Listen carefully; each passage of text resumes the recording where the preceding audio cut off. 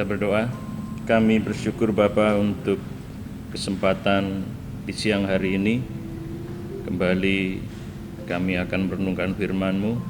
Tuhan tolong, Tuhan urapi kami semuanya, supaya kami bisa memahami apa yang menjadi pesan bagi kami semua pada siang hari ini. Dalam nama Tuhan Yesus, amin. Shalom, puji nama Tuhan. Kita akan merenungkan firman Tuhan. Hari ini kita akan baca dari Kejadian pasal 17 ayat yang ke-1. Saya bacakan buat saudara semuanya. Ketika Abram berumur 99 tahun, maka Tuhan menampakkan diri kepada Abram dan berfirman kepadanya, "Akulah Allah yang Maha Kuasa, hiduplah di hadapanku dengan tidak bercela." Saudara, Allah yang Maha Kuasa dalam teks yang baru saja kita baca merupakan padanan kata El Shaddai. El Shaddai itu gabungan kata Elohim dan Shaddai. Elohim itu Allah atau Tuhan, Shaddai itu payudara seorang ibu. Pemahamannya adalah Tuhan seperti payudara seorang ibu yang mencukupkan, yang memberikan kehidupan, yang memberikan ketenangan kepada bayi yang baru dilahirkan. Ada juga yang menafsirkan bahwa El Shaddai itu Elohim ditambah kata Sadat yang artinya penghancur atau perkasa. Jadi El Shaddai artinya adalah Tuhan yang perkasa, Allah yang perkasa. Ada juga yang mengatakan bahwa El Shaddai itu gabungan kata Elohim dan Sadu. Sadu itu gunung, artinya Tuhan yang seperti gunung, ya, gunung yang menjadi lambang kekuatan, bahkan menjadi lambang keperkasaan dan dianggap sebagai sumber hidup bagi orang-orang yang tinggal di sekitarnya. Bahkan ada juga yang mengatakan bahwa El Shaddai itu gabungan tiga kata, Elohim itu Allah, terus Sel artinya hu atau yang, dan Dai yang mencukupkan. Jadi El Shaddai ada juga yang menafsirkan berarti Tuhan yang mencukupkan, Allah yang mencukupkan.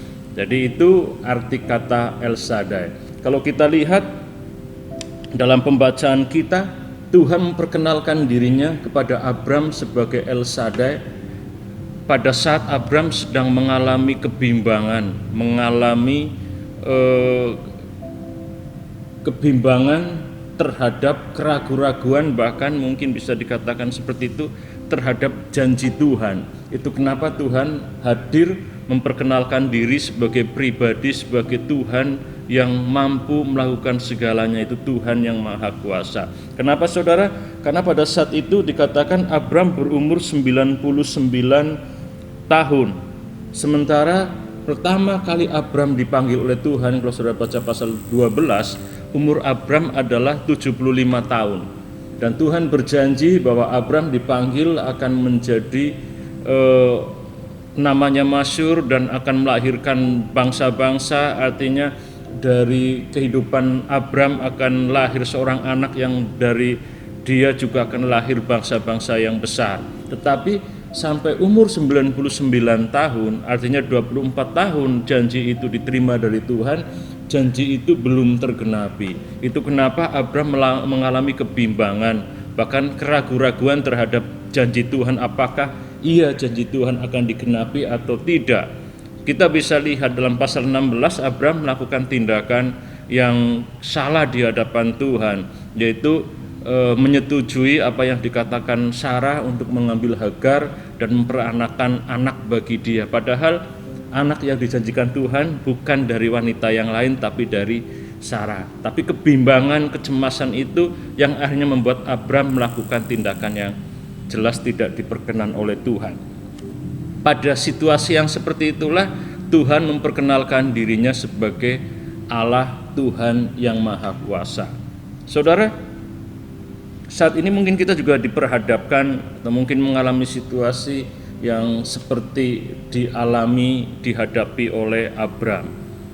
Mungkin ada di antara saudara yang bertahun-tahun menunggu janjinya Tuhan, tetapi kok ya janji itu belum tergenapi. Berdoa sudah sekian lama berdoa, tapi juga Tuhan belum menjawab doa sesuai dengan keinginannya, bahkan menganggap sudah melayani Tuhan, sudah mengiring Tuhan, sudah ikut dalam pekerjaan Tuhan, tetapi juga tidak ada hal-hal yang luar biasa yang Tuhan kerjakan, sehingga akhirnya bisa membuat menjadi bimbang, menjadi ragu akan janji Tuhan.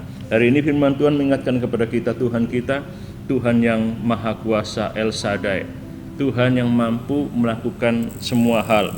Tuhan menguatkan Abram bahwa Tuhan akan senantiasa menggenapi janjinya.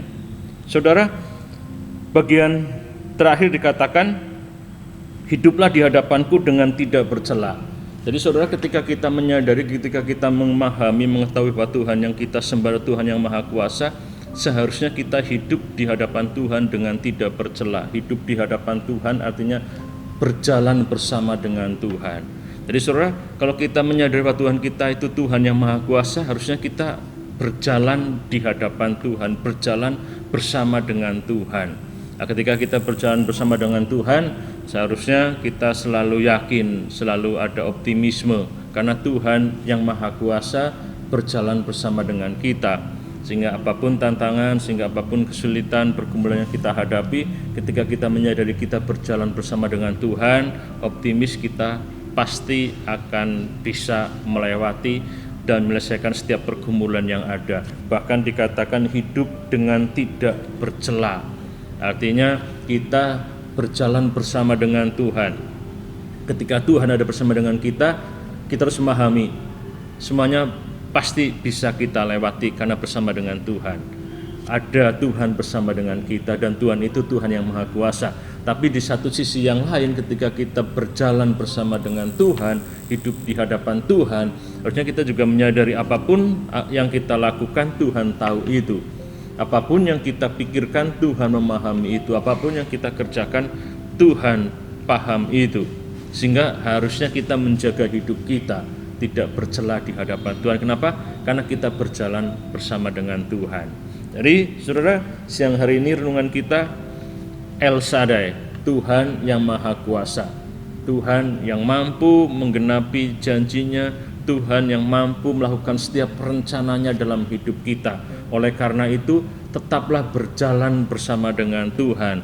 Yakini ada Tuhan bersama dengan kita, apapun tantangan, apapun kesulitan, apapun pergumulan yang kita hadapi, yakini kita pasti mampu menghadapi dan melewati itu semuanya. Kenapa? Ada Tuhan bersama dengan kita. Di sisi yang lain, karena kita menyadari ada Tuhan bersama dengan kita, jagalah hidup kita tetap berkenan di hadapan Tuhan. Jagalah pikiran kita, jagalah hati kita, jagalah tindakan kita supaya tidak bercela di hadapan Tuhan. Tuhan Yesus memberkati. Kita berdoa. Kami bersyukur Bapa, oleh karena kebaikan Tuhan, Engkau sudah menyampaikan isi hati-Mu kepada kami. Biarlah kami menjadi anak-anak-Mu yang terus meyakini bahwa kami hidup bersama dengan Engkau, Tuhan yang Maha Kuasa. Terima kasih Tuhan, terus pimpin dan bimbing langkah-langkah dalam kehidupan kami. Kami bersyukur dalam nama Tuhan Yesus. Amin.